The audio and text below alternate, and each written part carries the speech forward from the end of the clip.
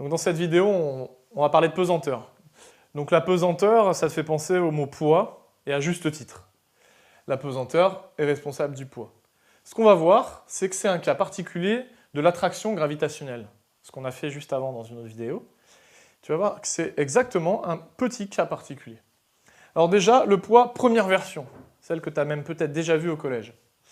Sur Terre, une masse m est soumise à une force de pesanteur. C'est le poids. Donc c'est une force. Donc comme toute force, il va y avoir trois infos importantes. Sa direction, son sens, sa valeur. Donc sa direction, c'est la verticale.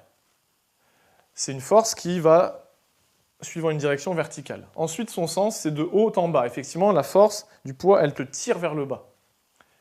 Et sa valeur, P, donc P, c'est pas sa valeur, P, c'est la lettre qui désigne le poids. Sa valeur, c'est M, la masse, fois G, l'intensité de pesanteur, à l'endroit où la masse est. Et on verra que cette intensité de pesanteur, elle n'est pas pareille sur Terre si tu es à Paris ou si tu es en haut de l'Everest. Et là, c'est important que tu regardes ce schéma aussi.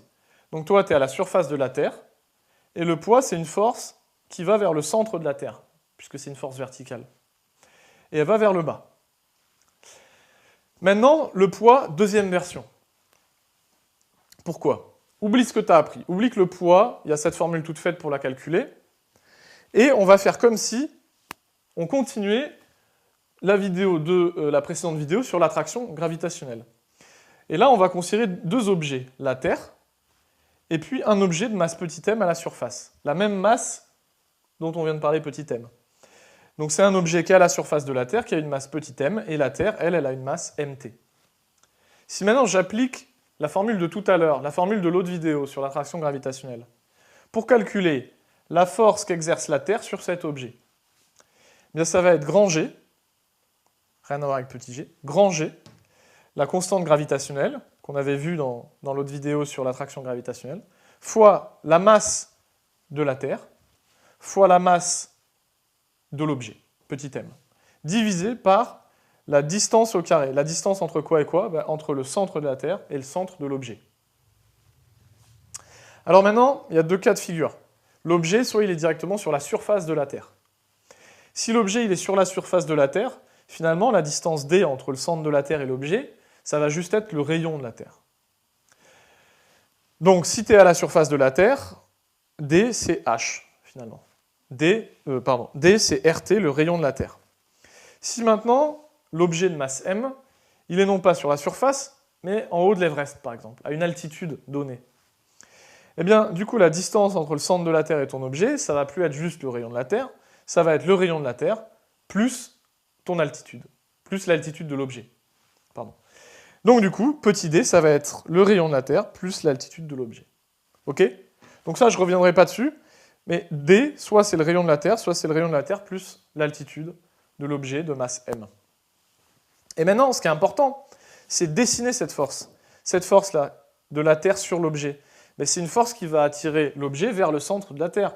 Donc si je dessine cette force, c'est une force qui part de l'objet et qui va vers le centre de la Terre.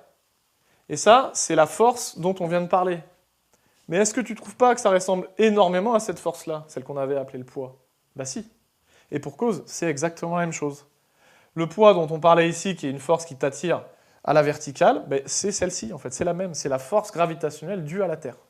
Donc en fait, cette force, c'est le poids. Donc au lieu d'écrire force de la Terre sur mon objet, je vais écrire juste le poids. C'est le poids de l'objet.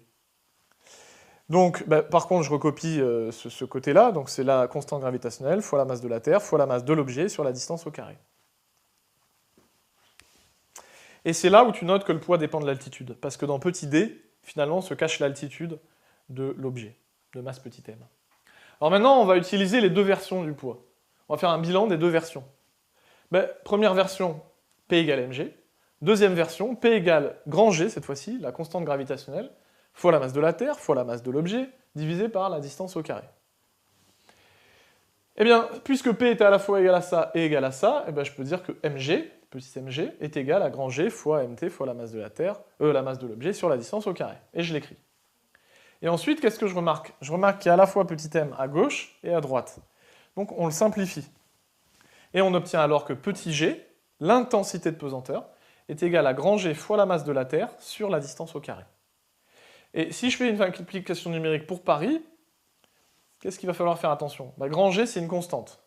Je ne l'ai pas rappelé ici, mais je te réinvite à regarder la vidéo sur l'attraction gravitationnelle et tu verras sa valeur. La masse de la Terre aussi, tu la verras dans l'autre vidéo. Donc ça, on n'y touche pas, qu'on soit à Paris ou sur l'Everest, ça ne change pas. Par contre, c'est petit d qui change. Parce que petit d, c'est la distance entre le centre de la Terre et Paris. Mais ça fait 6378 km. Donc si tu fais le calcul avec ta calculatrice, en n'oubliant pas de mettre d en mètres, tu trouveras 9,81. Et donc son unité, c'est Newton kilogramme moins 1. Alors maintenant, on peut se dire, au lieu de placer l'objet sur la Terre, on le place sur la Lune. Et regarde, ce qui est hyper pratique, c'est que quand tu fais le schéma, il y a la Lune et il y a l'objet de masse m.